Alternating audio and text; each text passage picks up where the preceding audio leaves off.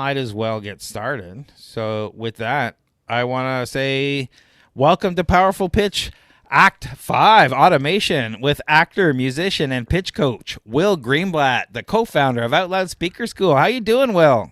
I'm doing shitty, but I don't know if I can swear on this. But I'm okay. I'm sick, but I'm gonna be fine for today. I'm gonna be great. It's gonna be awesome.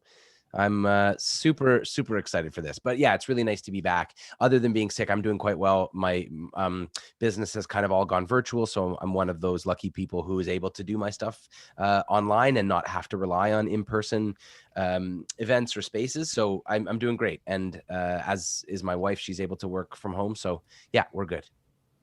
Fantastic. So while you get your presentation going, I want to remind people who are on YouTube or are joining us on Zoom here in the chat room that we want your questions. So if you have any questions about this, we will be answering them pretty much at the end, or Will might be sometimes he asks questions in the middle because it's interactive, but we'll answer and we'll get to all your questions, and we'll probably have an opportunity for you to pitch at the end, and we'll give you some feedback. So definitely look forward to that. And when you're ready, over to you, Will. Let's do it.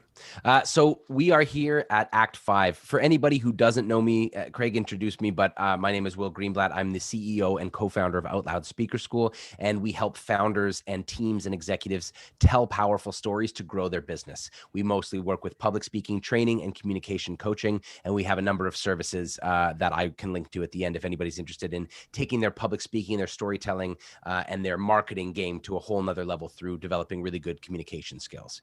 Today is the last stage of our 5-step model, which we call 5 acts, as a little wink to the actor thing that we do. We have Act 1, which is awareness, starting to become aware of these skills. Act 2, which is articulation, developing story, understanding, and skills. Act 3, which is action, starting to get up and do it. Act 4, alignment, which is going into your story and aligning that with what you do in your business. And today we come for Act 5, automation, how to automate your good speaking skills, making great public speaking skills and storytelling a habit. How do we do that? And also becoming your own coach. How can you monitor and track your progress without needing my services or somebody like Craig, without an outside eye gauging your pitch and looking at it and telling you how to make it better? How can you look at it yourself and go, oh, I can tweak this, I can work on that? I really want everybody that I work with to have those skills by the time I'm done with them, so they don't need to keep paying me to get better.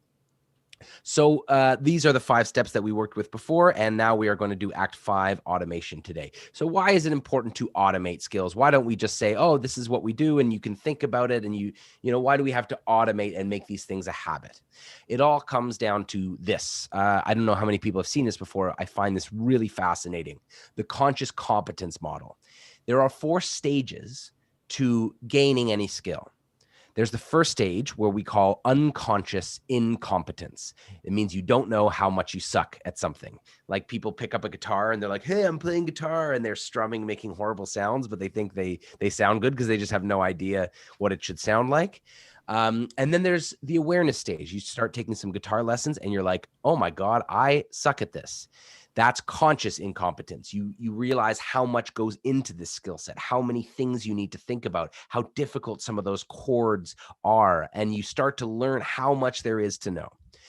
After doing that for a long time, you start to get to the conscious competence stage where you're good at it if you're really working and paying attention. So for public speaking, that would look like, okay, I've learned some skills, I've learned some techniques, I have a bit of confidence, but some days I just don't have it, and I have to really think about what I'm saying and be really focused to get my point across. But if I'm not, it kind of all goes out the window. And if I'm tired, if I'm hungover, if I'm overworked, if I'm not prepared, I lose all my skills.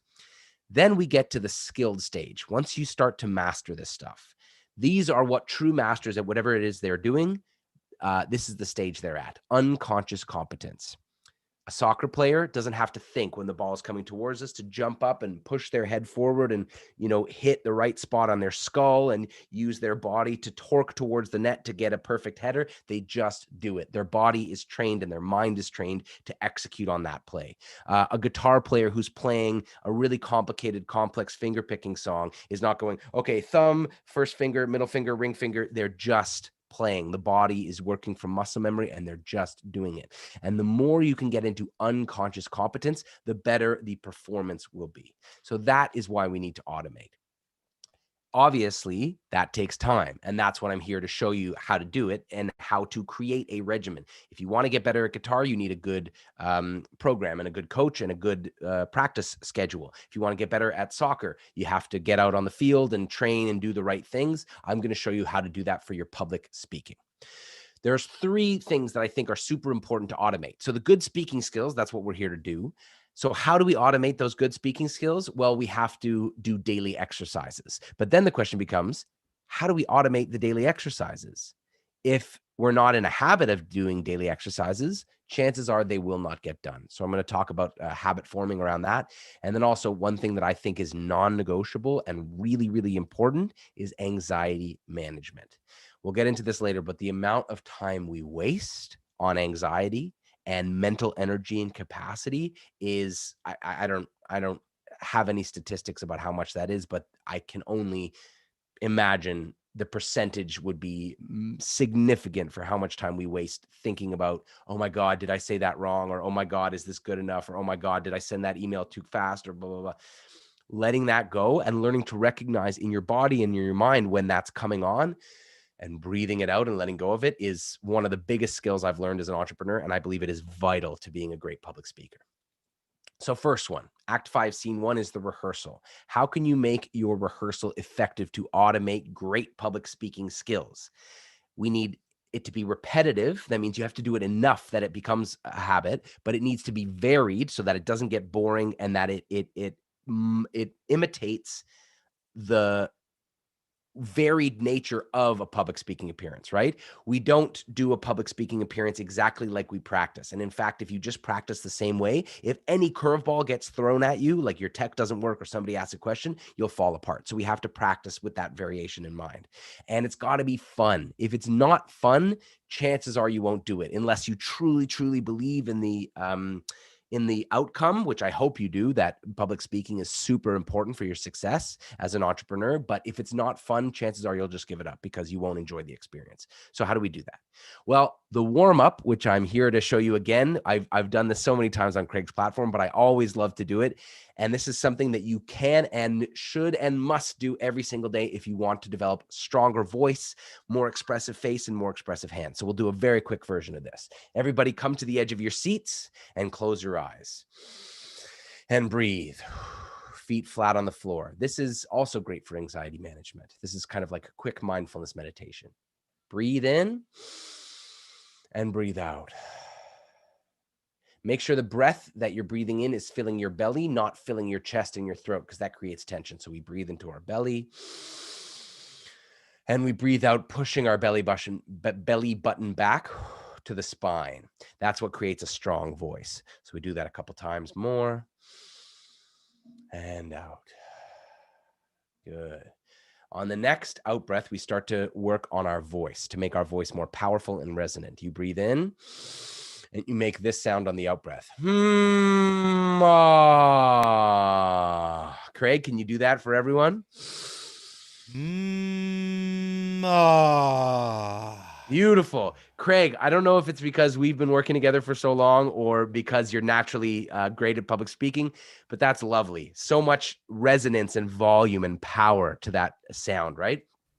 It helps, obviously, that we have these fancy microphones, but these microphones are also only as good as the voice that goes into it. So if we have these microphones, but we talk like this, it still won't sound good. So you want a nice, powerful voice. And that is one of the best exercises you can do to make your voice more resonant and powerful. That breathe in, the more you do it, the more you'll feel how you can connect breath to sound, which is how you have a great voice. Next one, we want to wake the face up and get the face and eyebrows going. So we do big face, small face. Big face is like this. And small face is like this. So we go back and forth. Big face, small face, big face, small face, big face, small face, big face, and small face, and shake it out. And I like to massage and slap my face to wake myself up. I'm really sick right now, so this is very useful to get my face going and get my energy up. Then we need tongue twisters to work on our articulator muscles. Tongue twisters like Unique New York. Yeah, I hate this part. Unique New York. Beautiful, Craig. Red leather, yellow leather. Red leather, yellow leather. Good. And how now, brown cow? How now, brown cow? Good. Now, the point of these are not to just sound stupid. The point of these are to connect your mind, your voice, and your lips and tongue and jaw to make these sounds. This is the mechanics by which we speak. So just like a soccer player needs to work on their jumping and their kicking and their running and the way that their leg comes from the hip down to the knee, down to the ankle and striking the ball, or the guitar player has to think about, okay, if I want to play a G, my fingers go here. And if I want to make these strings on my right hand, I got to go thumb, middle finger, ring finger. These are the mechanics by which we public speak. This is the instrument. You've got to get to know your body, get to know your instrument, and get comfortable with doing these things. And the more you can do these tongue twisters, and it doesn't have to be a tongue twister, you can use any piece of text, or you can work on the first few lines of your presentation or pitch, and then just say it slowly and clearly and with exaggerated effort and passion and power. It'll be a great, great training for getting better at public speaking. I'm just going to check the chat to see if we have any questions. So far, no, nothing. Okay, great. So that is the warm up. If you do this every day, you will see your public speaking skills get so much better. I promise you. Try it for a week, and then if you don't, if you don't feel that you have more confidence, more power, and more precision in the way that you talk, I will give you a free half-hour lesson. How about that? That's good. Yeah. Okay. Now we get into daily. We get into the other rehearsal question, which is how much. How much should I be rehearsing my pitch? This is from Carmine Gallo, who is the TED Talk coach. He says, in his experience as a professional communication advisor, the number of rehearsals is 10. Some people might need more, others a little less. But if you practice your presentation from start to finish at least 10 times, you'll have more confidence than ever. But I think we need to go a step further. So the magic number is 10. But we need to do it in different ways. Think about this. If you are sitting at the living room table, practicing your pitch or your rehearsal, and then you do it once, and then you stop and you do it again, facing the same wall, sitting in the same position, with the same lighting, in the same room, with the same physical energy, what are the chances that that rehearsal is really going to build on the first one that you did? Not much. It might ingrain it a little more, but you've got to change your environment, your physicality. You've got to change the intention. You've got to simulate all the different ways that you could do this so that by the time you get up there, you're comfortable with doing the same content a whole bunch of different ways. So how do we create these fun rehearsal variations? Here's a great one. Focus on doing it at a high volume. If you know me, you know I work with the speech settings, settings from 0 to 10. So focus on doing one whole version of your pitch from start to finish with a really high volume. Now, this would be great, especially if you know that you tend to speak a little too soft and don't have a lot of power. You would do literally your whole pitch like this. Hi, my name is Will Greenblatt, and I am the CEO and co-founder of OutLoud Speakers School.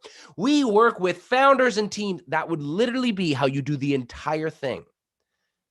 Takes a lot out of you, doesn't it? You need that stamina to be a great public speaker. This is how you build that stamina. This is how you make sure that when you're exhausted, you still have energy. When you're sick, like I am right now, this is how you make sure that you can still summon those reservoirs of energy by practicing at a high altitude, a high volume, right? If you always practice sitting at your kitchen table facing a wall going, hi, my name is Will, and I'm the CEO and co-founder of OutLoud Speaker School. We helped it. How are you going to be able to do it with more energy than that? You won't have the capacity, you won't have the breath, you won't have the musculature in your lungs and in your ribs to get there. You practice like this. It's like wearing a weighted vest. By the time you take it off, you're that much stronger.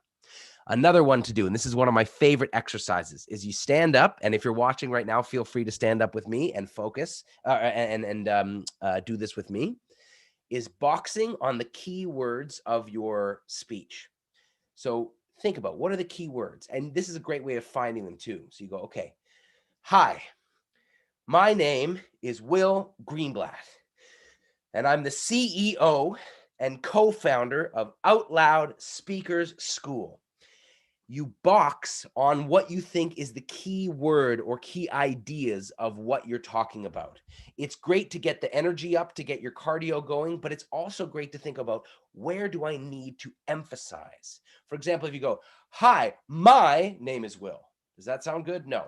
My name is Will. No, that's not quite right either. My name is Will. There we go. I want to emphasize my name. And you start to feel that as you box out your speech. And it's such a great way also to give yourself something to do to connect with your words. If you're doing an action on a word, it does so much more to help you memorize the words, first of all, but it also gives it some kind of emphasis and meaning. Emphasis is the key to speaking really well. Once you learn how to emphasize the right information in the right way, then you're already a good speaker. Even if you're a little nervous, even if you don't have great, sharp, precise speaking skills, if you're able to know that this word is really important, so I'm going to emphasize it, and this word is not so important. The better you get at that distinction, the better of a speaker you will be. Here's another one. Speaking over loud music. I love this one. Put on your favorite pump-up song. Craig, what's your favorite kind of music? I like alternative rock. Alternative rock? So what kind of bands? Like, are we talking Our Lady Peace, that era? Like, Yeah, what era are we talking about? Arctic Monkeys. Arctic Monkeys? Yeah, more later stuff like that. Okay, what's your favorite Arctic Monkeys song? You put me on the spot. I That's all right. I'll pick one song. I'm just gonna find. Why do you always call me when you're high? Why do you always call me when you're high? That's a great song title. Okay, so Craig, can you hear this? Yep. Okay, what I would like you to do is give me your pitch and speak with the emotion that this song is giving you, and speak so you can be heard over the music. My name is Craig Major, and I'm the founder of TorontoStarts. Yeah? It's hard with the music. I know, eh? Oh, it's really hard. We help entrepreneurs go from idea to over 10,000 monthly recurring revenue by connecting education, resources. I can't do it with the beat. Isn't that that's difficult at first, right? It absolutely is difficult. But that's so good, because if you can start to put some kind of external obstacle on your public speaking and then speak through that, that's how you can speak if somebody's coughing, like having a coughing fit in the corner, if you're in a live event. That's how you can speak if somebody's doing something really distracting. It's how you can speak if your dog is barking her head off in the other room, which mine is always doing. If you train yourself to deal with those distractions, you'll get so good at handling curveballs and things happening that always happen when you're on Zoom or you're in a live event, is practicing with the curveball. And then the other thing that gets great is it helps you project your voice, and it helps you. It's like a soundtrack, right? You're like, okay, what's my like pump up song? What's my song that gets me really into it? And whether you like rap, whether you like rock, whether you like country or pop or classical or jazz, whatever it is, you put your favorite song. It's better, if it's like a really chill jazz song or a really slow classical song, that's not always ideal, because that can bring the vibe down a little too much. It should be something with a bit of a beat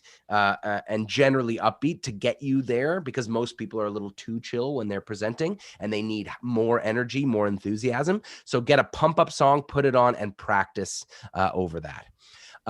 Any questions here? There's a whole bunch of other ones here. I will be sharing the slide deck as always. But I don't want to go too much into this because we have some other stuff to cover. But if anyone has any questions right now about ways to change up your pitch rehearsal, please ask me now, and I'm happy to answer them. See if there's any. We're not seeing anything yet, but give them a second. Cool. I think my neighbors think I'm crazy. A lot of people don't do this because there's people in the house. We're COVID. Yeah. They don't want to practice because they're going to bug people, or what will people think of them? And you got to kind of get over that, or think of techniques. I always have my headphones in, so a lot of times when I'm practicing speaking, I mentioned this before, I just pretend I'm on the phone. Yeah. So, my neighbors think I'm crazy, or I'm always on the phone. I don't really care. Yeah. Well, that would be a great way to practice your pitch, is to pretend you're on the phone and go and pretend you're giving your pitch to somebody on the phone, and just go, hey, so yeah, thanks for calling. That's a great question. What I do is I help entrepreneurs in Toronto, and we're starting a Toronto community of entrepreneurs, and then it helps you like pretending you're talking to someone, which is great public speaking exercise anyways, to pretend that there is somebody in your room with you listening. And how would you explain to them what you do? And then that's the practice. And then the other thing is, if you can get comfortable making a fool of yourself or not caring what your neighbors or your spouse thinks of you, obviously within reason, you have to maintain your relationships, but if you can get over sounding like an idiot, yelling over loud music or boxing and doing this without and not care if your roommate makes fun of you, or if your kids make fun of you, or if your partner makes fun of you, or your neighbors think you're weird, then you're going to be so much more confident on stage, because you're like, I don't care what people think of me. I'm here to do a job. I'm here to communicate something. And if you think I'm weird, it doesn't matter. I'm here to make sure that people who are going to benefit from my ideas will hear them. So Laura in the chat room was asking about practicing on Zoom. You can practice on Zoom with yourself? Any thoughts on that? Start a meeting. I do that a lot, actually, just to see, first of all, to see how my my camera setup looks and my audio sounds. So you just start a meeting on Zoom, don't invite anyone, and just talk and practice. Like, you practice looking at yourself. Where do I want to put my little window so I have a good eye line? Practice talking with your setup if you have your notes, and just go through it. That's a really great idea, Laura, and I really like that. Yeah, just start a meeting, don't invite anyone, and record it and watch it back. Record it. And use, I mean, if you've seen all the stuff I've done so far, you'll know that I use speech settings. So judge your volume, your pace, your pitch, your clarity, your inflection, your physical expression, and your facial expression, the 7 speech settings. Judge yourself between 0 and 10, not good or bad, but between 0 and 10. And if you start to do that, you'll notice, where are your strengths, where are your weaknesses, what are those communicating, and then start to make adjustments to those. The more you watch yourself, the better. It's an awful experience when you start doing it, but it's so good and will make you more comfortable on camera. Any other questions? Not so far. I think people are shy today. Yeah, that's fine. Okay, so now how do we make these rehearsal routines? And I always say you should do your warm-ups every day, and you should rehearse a piece of text every day. That piece of text can be your pitch, but it can even be anything. You can literally rehearse a section of a book. I found this book at a garage sale recently. It's called Reading People. Obviously, it seems to be within my my area of interest. It's a jury who was on the OJ case and on some other high level cases, and she's developed a sort of system of reading people and what they're communicating in the courtroom and outside as well. So you could literally pick this book up and go, okay, I need to practice speaking out loud today. I need to practice something. I don't have anything written. I'll take a book. When I was a child, I'd peer down from my perch at the top of the stairs above my parents' living room during their frequent dinner parties. I'd watch as my mother scurried around, carefully ensuring that no glass was empty. I remember the chubby, bald man whose booming laughter resonated throughout the house, and his rail-thin wife who shook her head and rolled her eyes as he launched into an only slightly modified version of a story he'd told dozens of times before. Boom. Doesn't matter that it's not a business thing. It doesn't matter that it's not maybe with your industry-specific jargon. It's words and ideas and emotions to be relayed through language by speaking out loud. That's your playground. That's what an actor uses to get better at speaking, is text. Any text you should look at as like an empty soccer field or an empty gym. You have a book, you have a gym to strengthen your speaking skills. So I say everybody should warm up every single day, and they should practice out loud something every single day, whether it's your pitch or presentation or whether it's your text. And you can even read something, or you can use something you've written. So, and another thing is the 2-day rule. So I would ask everybody, are you rehearsing every single day to make your speaking skills better? The answer to this question, like, Craig, do you do that? No. So the question becomes, why not? Honestly, because I'm actively speaking 3 or 4 times a week, and I'm hardly getting prepared for that. I should practice more. Yeah. But I think just because I'm doing it all the time, and the stuff I do, I don't have prepared speech to give these days. Right. I am working on stuff, and I will practice that. But right now, it's just doing this, reacting to you, Yes. reacting to what's happening. And Right. so um, I don't practice every day. hmm Well, that's a great answer and a very understandable reason. And most people don't practice every day, and most people don't even once I start working with them. This is step 5, and by the time we get to step 5, when we're almost done, they're still not practicing every day, even though I've been suggesting it and working on with them how. The main obstacles I usually find is that people are either they don't know when to do it.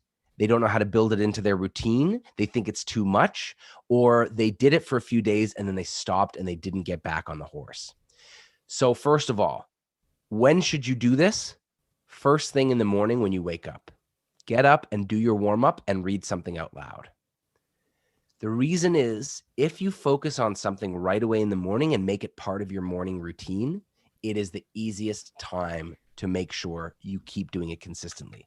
I found that's true of working out, yoga, meditation, checking my email, doing early morning, whatever routine. Sometimes I've used it for writing, but first thing in the morning before the day comes crashing in and all this other stuff comes in, get up, do it right away in the morning. And it can be as simple as going to the bathroom, breathing, doing the big face, small face, tongue twisters. Just 4 things, right? Breathing, big face, small face, tongue twisters. Do that in the morning and then find something to read out loud. Facebook article on your phone. That doesn't matter. A book that's lying around. A piece of mail. It doesn't matter what it is as long as it's English text out loud. Yeah. And then the other thing is if you fall off the horse, get back to the 2-day rule. The 2-day rule is never take 2 days off in a row from your commitment. That means if you have a bad day, you need a rest, take it. Then just do it again the next day. And then the next day you don't want to do it or you get too busy, that's fine. Do it again the next day. Make sure you never take 2 days off in a row. If you follow this, there's a great YouTuber who works on like personal development, habit forming, all this stuff. His name is Matt Davella. I'll put his name in the chat because he's helped me a lot as an entrepreneur and as a habit builder. And then also this guy, James Clear, who wrote Atomic Habits, which is an incredible book. And it's all about habit forming, building good habits and breaking bad ones. I really highly, highly recommend this book. So the idea is to make sure that speaking practice becomes part of your daily routine. And there's lots of ways to practice and get better at your public speaking, as we've seen. Boxing, speaking over loud music. Singing is a great way to practice your public speaking. Going for a jog, believe it or not, is part of it. Doing yoga is part of it. Meditating is part of it. Anything that creates a better relationship to your mind and your body and your thoughts. That's practicing your public speaking. So even if you don't practice out loud, if you meditate for 5 minutes, you've done your job and you've honored the 2-day commitment. And this is a cool thing from the Atomic Habits. He says, if you get 1% better at something every day for a year, by the end of the year, you're 37 times better at it. And if you get 1% worse by not doing it, then you're almost at 0 by the end of the year. So that's a cool way of thinking about it. Oops, sorry, that's my phone going off. Now, we come to anxiety management, relaxing. Training yourself to recognize anxiety and manage stress. This also has to start to become a bit of an automatic habit, because there's so many people who know they suffer from anxiety or they know that that stress, bothers them, but they don't recognize it. And they consistently fall back into the same traps and habits of getting stressed, getting tense, making poor decisions, and wasting energy, mental energy, and even physical energy by holding so much tension in their body when they should be working on other stuff, working on better stuff, and doing things that are more productive. So by training yourself to recognize anxiety and manage stress, you can take back so much of your time and your capacity to work on this stuff. So I just want to share some of these statistics because I don't think people really understand how big of a problem this is, because if they think, oh, if I've not been diagnosed with anxiety, who cares? It's not a big issue for me. But mental health problems, any mental health problems, are linked to increased risk of mortality. And currently, during this pandemic, 35% of respondents in China report mild to severe psychological distress. And since it's China, we can be sure that the numbers are higher. We always know they underreport negative statistics from China. Anxiety disorders are the common most mental illness in the US, affecting 40 million adults, 18% of adult population. Anxiety disorders, it's a global pandemic. right alongside with COVID. It needs to be taken way more seriously on an institutional level for sure, but I can only speak to individuals right now. Start taking your mental health more seriously as much as you can, not just when it's bad, but all the time, every day. So how do we do that? What can I do? What can I do about this? Well, this is a checklist that I can share with everybody. It's an Am I Too Stressed checklist. I can send this document, Craig, and maybe you can send it out to all the attendees, or I can do that afterwards. So what you're doing is I recommend printing out this piece of paper and putting it on your desk. And then looking at it every so often and ask yourself these questions. Is my heart beating fast? Is my jaw clenched? Are my shoulders tense and held high? Is my breath moving in my chest or my belly? And if it's chest, it tends to be tension and stressed. Am I tapping my fingers? Am I bouncing my leg? Am I chewing on a pencil? Am I biting my nails? Or am I doing any other anxious, repetitive movements without thinking? Am I feeling upset? Am I feeling angry? Am I feeling annoyed or impatient for no clear reason? Now, if the answer is yes to one or more of these things, then tell yourself to do the following. Close your eyes, sit still, and breathe. Again, that's like the beginning of the warm-up, right? In through your nose and out through your mouth slowly with the belly moving primarily. Do this 3 times. And then one last one. And make sure it's slow and out. Already, I mean, if you do 3 real deep, slow breaths, you'll feel a great little change. It really takes the edge off. Look away from all screens like TV, phones, computers for at least 2 minutes. Really just like log out. I mean, it's hard to do that right now when you're on a webinar, but you really can do that. And especially if you're participating in a Zoom call or webinar, you don't have to talk for the next couple of minutes. Just close your eyes, mute your video, mute your thing, and just close your eyes. You can listen, but just like take your eyes off the screens for a couple minutes. And if you can really tune out, if you can actually shut down when you're feeling really stressed, it's okay to stop working for 2 minutes and take a break. Also, tell yourself this. It's okay to feel like this. I'm stressed because of many things right now, and maybe I don't even know what the reason is, but that is also okay. And I'm safe. Unless you're not, which is something that you need to address, obviously, unless you are somewhere where you're not safe. Chances are, if you're in your own home and you're not, there's nothing that right now is going, your body doesn't need to be in flight or fight mode right now, which is the sympathetic nervous system firing up and making your body really, really tense, and also sympathetic nervous system overfiring, which is how we get out of dangerous situations. Most of us live with that heightened state of anxiety most of the time, and it's really, really bad for your health. So telling yourself and literally saying either out loud or in your head that you are okay is a great message to the sympathetic nervous system to calm down. And the important thing is to practice mindfulness, breathing slowly, paying attention to your breath and your body, listening to the sounds in the room, because it works to calm your nerves. If you close your eyes, breathe, and just pay attention. What am I doing right now?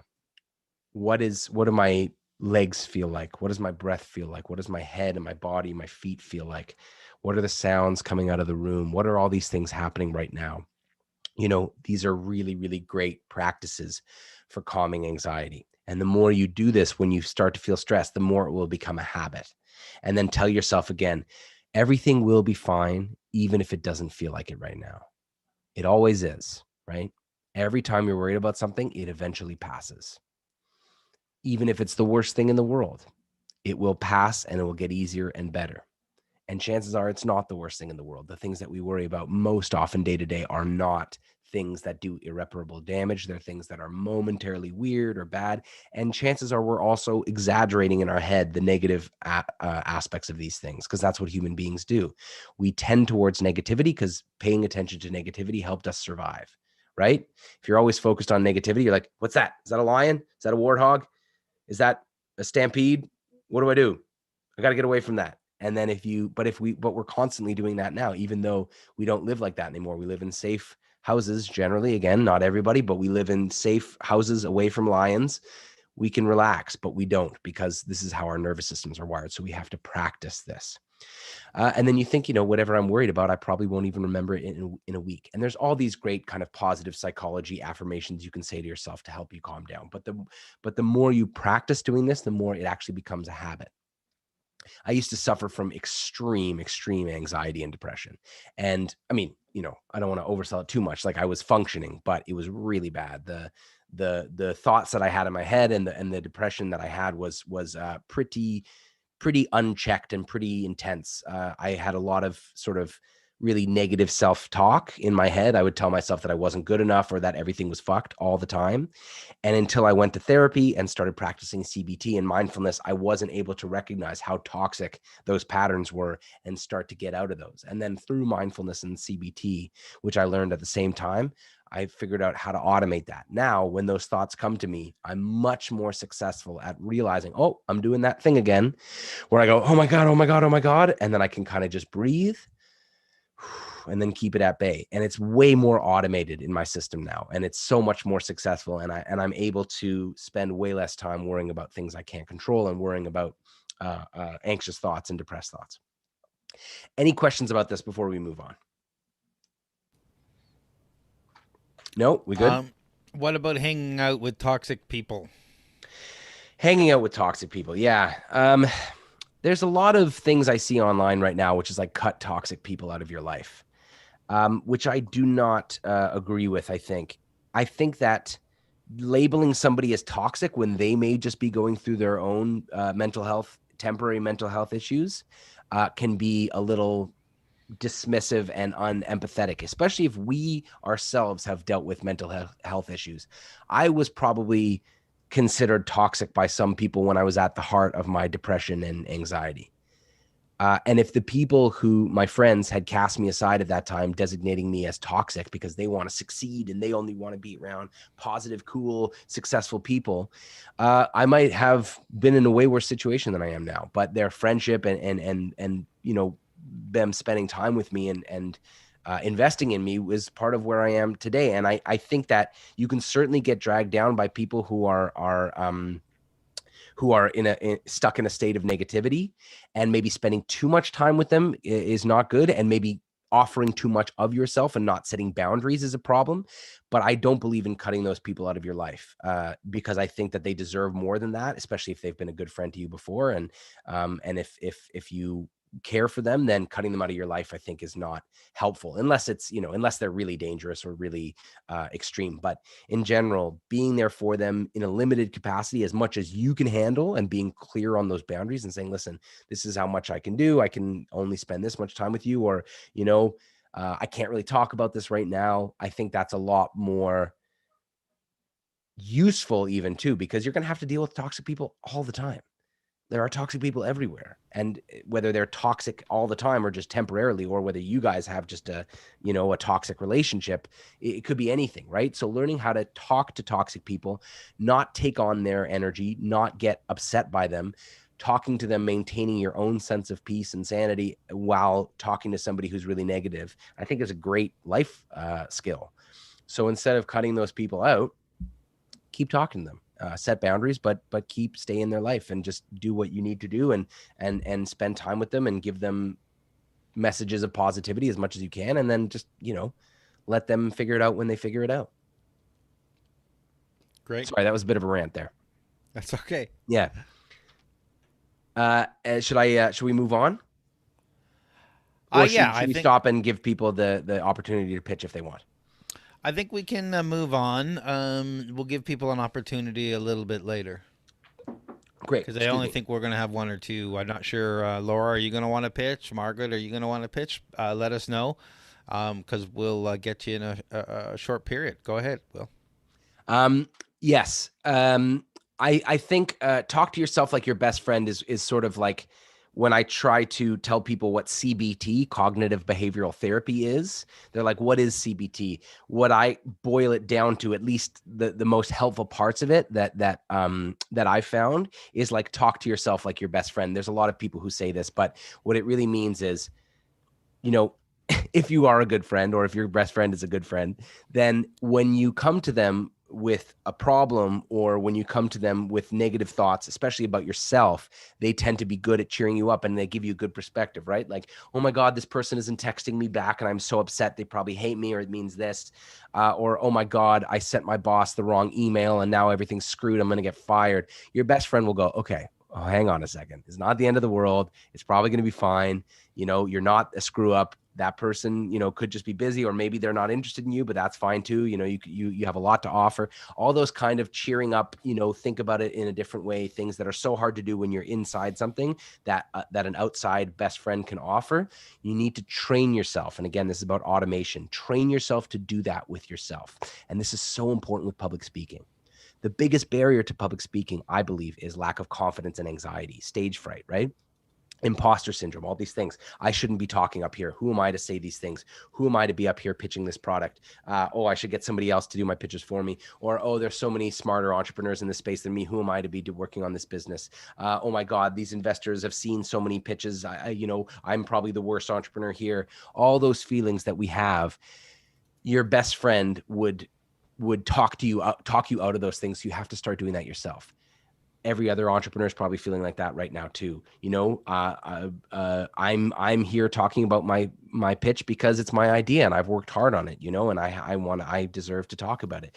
People could really benefit from this. And I've done my work. I'm smart. I'm hardworking, all these things. Being able to talk to yourself like your best friend is a big part of CBT. And then there's a little exercise that you can practice to start to automate that. And that is step one, notice the negative thoughts. And this goes back to awareness, which is my first step. Paying attention to your negative thoughts and recognizing them as negative thoughts, not just having a thought and going, oh, this is a true thought. No, this is a negative thought. Whether it's true or not is actually kind of besides the point. And there's room for interpretation. And what I've learned is that anxiety and depression are liars. They will lie to you and tell you incorrect, wrong things, certainly unhelpful things. You're the stupidest person in the room. You're lazy. You're a piece of shit. You don't deserve anything. You don't deserve happiness. All this stuff. By training yourself to realize those thoughts as not true, but negative and therefore unhelpful and really damaging, you can start to put them in context. You get that thought and you don't think this is a real message from the core of my being. You go, this is a negative thought that comes from my anxiety. That's where these thoughts come from. Anxiety, fear, depression, worry, right? And noticing it and just going, this negative thought just appeared. Mindfulness meditation teaches you this process as well, observing a thought rather than internalizing it. So a thought comes up to you like, oh my God, my presentation is going badly. I'm bombing. Nobody's interested. That's a negative thought. The practice is this. You write the thought down. Now, obviously you can't do this mid-presentation. So you do it when you're not presenting. You write the negative thought down and you literally write down, my presentation sucks. Something like that, whatever the thought is, and try to make it as close to the actual thought as possible. Step 3 is you identify the fallacy. What is the mistake in your thinking? And there's all these mistakes that CBT teaches you to recognize. All or nothing thinking, labeling, there's some other, what are the other ones? Should statements. There's all these different, I think some people teach 10, some people teach 15, but I can show you them here. This is a great website, Positive Psychology Program or positivepsychology.com. It has all these tools and resources to start to learn more about these negative thought patterns and how to deal with them. Here's another one, emotional reasoning. I feel it, therefore it must be true. Blaming others, pointing to others, looking for a cause of negative events. Expecting others to change to suit your needs or desires, being too concerned whether things are fair. There's all these sort of different fallacies that we fall victim to when we're having anxious or depressed thoughts. So we identify that fallacy, we write the thought down, we identify the fallacy, and then we give ourselves best friend advice or a rational counter thought. My presentation sucks. The fallacy is labeling or all or nothing thinking. The best friend advice would be your presentation doesn't suck. It's as good as it is. Maybe you could work on it a little more. Maybe you could get some help on it, but it's still valuable and you still worked hard and you're still, if you put some effort and some passion into it, even if it's not where it needs to be, chances are you're still doing your job. Also, people are used to a very low standard of presentations. That's what I've noticed as a public speaking coach. People will listen to the most boring, mediocre presentation and go, oh, this is pretty good, which is why I have a job, because the standard is very low. But giving yourself all this perspective, it's better than some, not as bad as others, worse than others. You're constantly getting better. You're a work in progress. Don't take it so hard. Most people are used to a low standard, so as long as you give it your best shot, people will appreciate it, even if it doesn't go well today. There's another opportunity. All those kind of messages that you can give your friends so easily, but it's so hard to give ourselves. This is the kind of step, and the more you do these exercises, and the more you practice doing this with your negative thoughts, the easier it is to deal with stage fright and imposter syndrome and all these things that stop us from being great public speakers. Yeah, and my one piece of advice is when you have these thoughts and you're speaking, just keep going. Like, you can't give them attention at the time. And yes, Margaret and Laura, I will be giving these materials out to you guys later on, so no worries about that. And Margaret's ready to pitch, I think, if you're amazing. If yeah, I'm done basically. That's Okay. that's the end. I want to just I can give my information about how to contact me later, but that's basically the end of my content. So anybody, Margaret, who wants to go, jump in there. And so I just allowed her to talk. She's going to have to unmute herself. And we'll see. Welcome, Margaret. Hi, everybody. How are you? Nice to meet you. Nice to meet you too, Margaret. Were you in are you in the Founders Institute? Yes, I am. That's where I know you from. I knew I recognized your name and your face. Yeah. How are you? I'm good, thank you. Good. Nice to see you. Yes. Yes, I'm in Toronto, and yeah, I'm here to learn. Fantastic. Fantastic. Can you give us your pitch in whatever state it's in, and we'll give some feedback?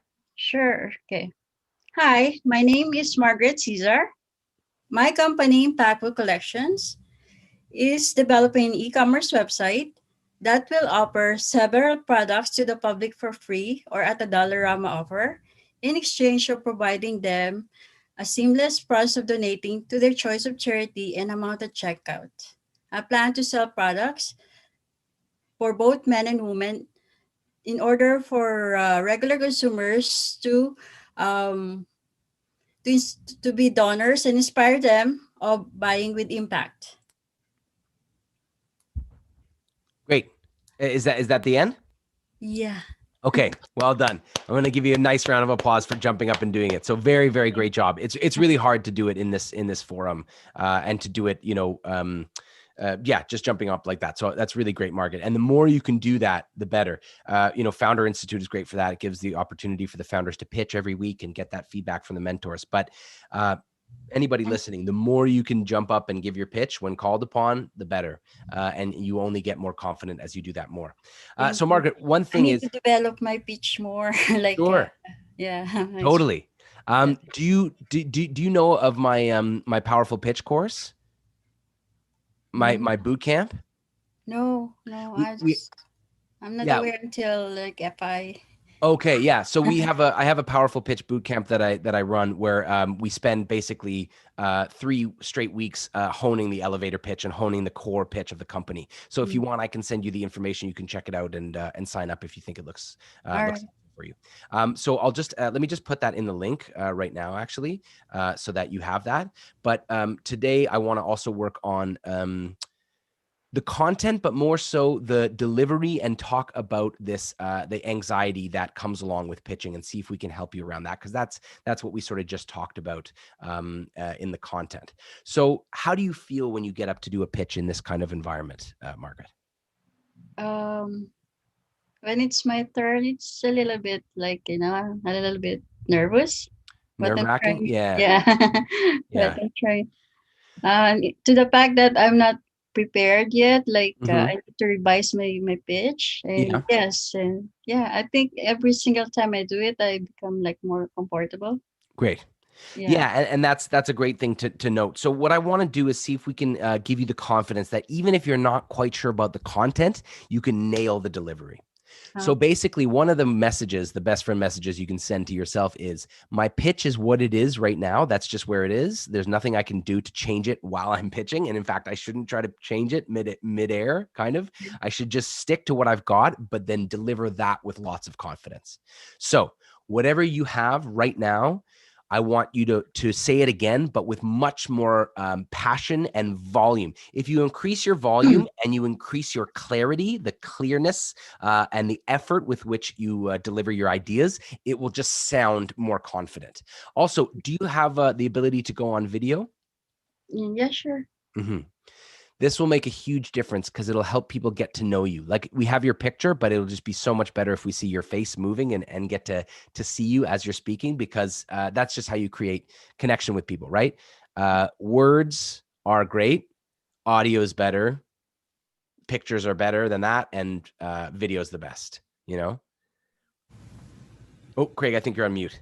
Yeah, in Zoom webinar format, I have to promote somebody to panelist for them to, and I've just promoted Margaret to panelist if she wants to enable. Okay, Margaret, do you want to try to turn on your video again? Okay. Amazing. There you are. All of a sudden, we can get to know you, right? There we go. We see a smile. We see movement. You know, this is what you want. You want to show yourself. You want to, you want people to get to know you. One thing I'll just give in terms of a couple tips. I like the logo that you have there, but I don't like the green screen in general. If you can get a natural background, it's a lot better. And it just feels like we're a bit more, it feels more real. The green screen, to me, if it's noticeable, like Craig's is good because it kind of doesn't make it seem like because he's got the background, but with the green screen, it makes us feel that we're not really together and we lose that personal connection. And then also see if you can find a nice background with some books, some art, some plants, anything like that, just to help us feel like we're in a sort of conversation setting. And then if you can also make sure that you center your camera a bit right now, your head is a little too low in the frame. If you can bring your head up so that you're almost at the top of the frame, right? Okay. Yeah. Can you do that now? Yes. Can give me 1 second, please? I Sure. just have a next appointment at 2. I just tell him I'm gonna be late for Sure. minutes.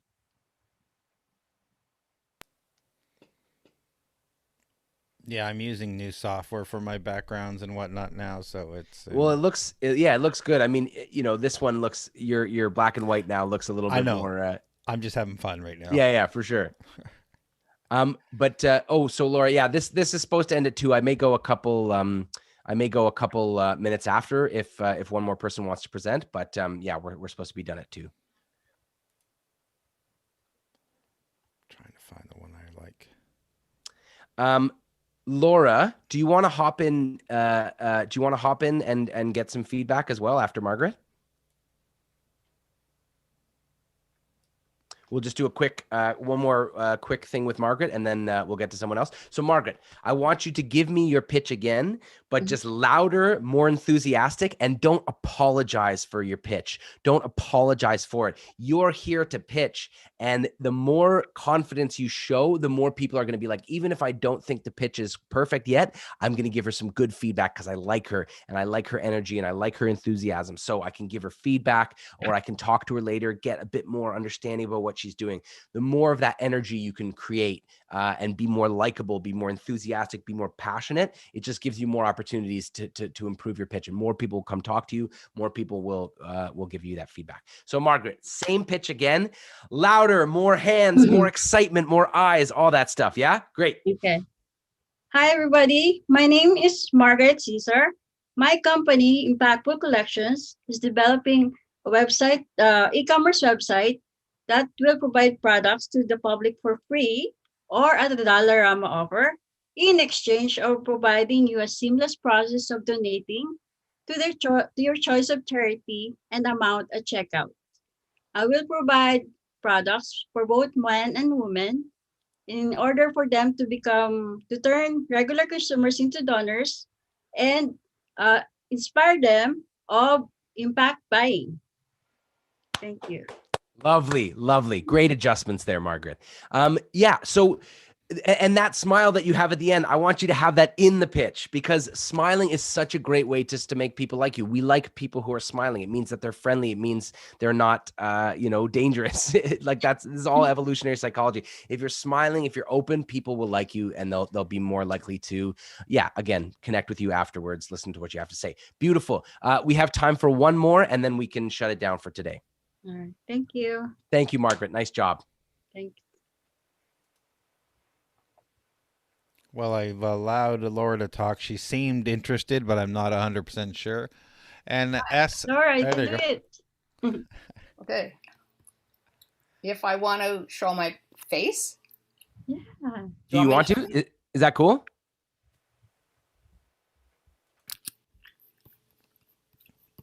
Okay, just a minute. Hi, there you are. Hi. Hi, Laura. Welcome. Good afternoon. It's great to be here. I'm not going to take too much of your time up. My name is Laura Tyson, and I'm a cause-related marketing specialist with a company called the Social Strategy Group. We help nonprofit companies to raise funds by offering a product where a portion of the sales will go directly to the charity. Lovely. Really nice, really tight, really clear, beautiful. You have really nice speaking skills, Laura. The way that you said cause-related marketing company, was that the phrase? Yes.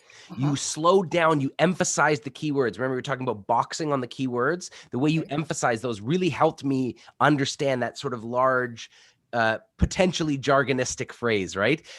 When we say these kind of long businessy phrases, we sometimes throw them away. It's what I call daily jargon fatigue. You say the same terms again and again, and you kind of mumble them, but you didn't do that at all. You very slowly and with effort helped us to understand what it is that you're talking about. And I like the idea. I really love the business idea. So one thing that we can talk about is how can you share a quick story in this quick pitch to help us understand why you do what you do. Can I ask you, Laura, why did you start this company? Okay. I didn't start the company. I didn't start the company because at this particular, I guess, part of my life, I want to be able to give back to the community. And American Express back in 1983 started using a cause-related marketing model where they said for every sale, 1% will be donated to the Statue of Liberty Restoration Foundation. So they raised over $1.5 million. Right. So by using an idea where I can sell something, we're helping not only, it's a win-win-win. We're helping the charity, we're helping the people that buy the product, and they're also protecting other people because it's related to the COVID situation. I see. Okay. Oh, amazing. Okay. I would be specific about the COVID thing because that's top of everybody's mind right now. People are worried about their physical safety. I always say there's 5 main areas of human concern or 5 pain points: time, money, physical health, relationships, and emotional well-being. Okay. Talking about COVID is almost all of those right now, right? Like that's like, it's wasting our time. It's wasting our money, preventing us from making money. It's causing physical health problems. It's messing with our family relationships. We can't see our friends and family, and it's causing intense stress. So COVID is like the big one, big pain point that covers all of those. So if you can be specific that we are a cause-related marketing company who is selling this product that's going to help with this COVID cause. So can you do it one more time and just be very specific? And I love that thing. I was like, I do this because I want to give back. Because the people you're pitching to, they want to give back as well, right? Those are your customers. So I can say it to you. I like to think of myself as the mitzvah shiksa. That's great. I love it. Yeah. For any non-Jews, that means a good deed, a non-Jewish woman doing good deeds. So I'm the non-Jewish woman hanging out with a bunch of Jews. Yeah, that's great. I love it. Okay, great. So, and so most of your clients are Jewish? No, but my partner that I'm working I see. with. Okay. I was going to say, if they are, that would be the perfect phrase to say. But I love that. And so, yeah, so leading with the personal, saying, my name is Laura. I love to give back, and I'm really concerned with how we can give back but create a sustainable business model or whatever the sort of thing is. And then just say, we are developing a product that, just tell us about the product and then see if you can integrate those 2 things into your pitch. Okay. Hello, my name is Laura Tyson. I'm a cause-related marketing specialist with a company called the Social Strategy Group. I believe that at this time in my life, I want to help give back to the rest of the community. The products that we are working with, we are working with nonprofit companies to raise funds by offering a product where a portion of the sales will go directly to the charities. Specifically, we have a frontline protection kit that contains several PPE masks, some special non-paraben soaps, as well as a sanitizer. So the kit sold will help not only the charity by 20% of each sale will be donated to the charity, but it's also going to immediately help your family and your friends by them using the product. Fantastic. Protect yourself, the tools for the rules. I love it. It's so great. So just all you got to do is tighten that up a little bit, and it's like, boom, it's there. As soon as I heard we're doing a frontline protection kit, I was just like, I'm sold. Great. What's the product? I'll buy it. I'll show it to you. Yeah, that's great. Yeah. I'd love that. And can you actually put in the chat, Laura, where to learn more about this? Because I'm quite interested. Okay. By the way, Lushington, you related to Kate? Yeah, that's my mother. Oh. Okay. I belong to Act Two Theater, Act Two Amazing. Studio.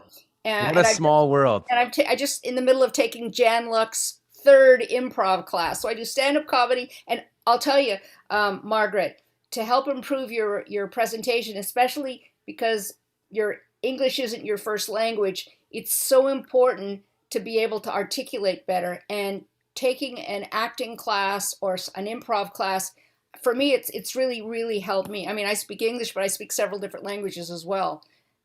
Sometimes when I get tired, I can't speak English very well. Yeah, me too. Yeah. Wow, well, this is great. It's amazing. Well, it's so nice to have you, Laura, and I'll tell my mom that we work together. Okay, well, hey, I got some great ideas. We'll definitely connect. Fantastic. Okay, we should probably wrap up, Craig, just to let everybody get back to it. But thank you. Salamat, which means before we wrap up, Will, can you tell people if they want to work with you, find out more, where do they go? For sure. Absolutely. So the best way to contact me is either by email or you can just book directly a call with me to tell me what your business is and to tell me what you're looking for. So I'm just going to put my Calendly link into the chat, or you can email me at will@outloudnow.com. will@outloudnow.com is my email, or you can book a Zoom a phone chat with me here that I'm just going to put into the. Fantastic. Yeah. Amazing. Thank you again for taking the time today, Will. Thank you for pitching, Margaret and Laura, and thank you for everyone on YouTube and the rest of the people. Margaret, it was great, and we'll see you all again soon. Okay. Okay.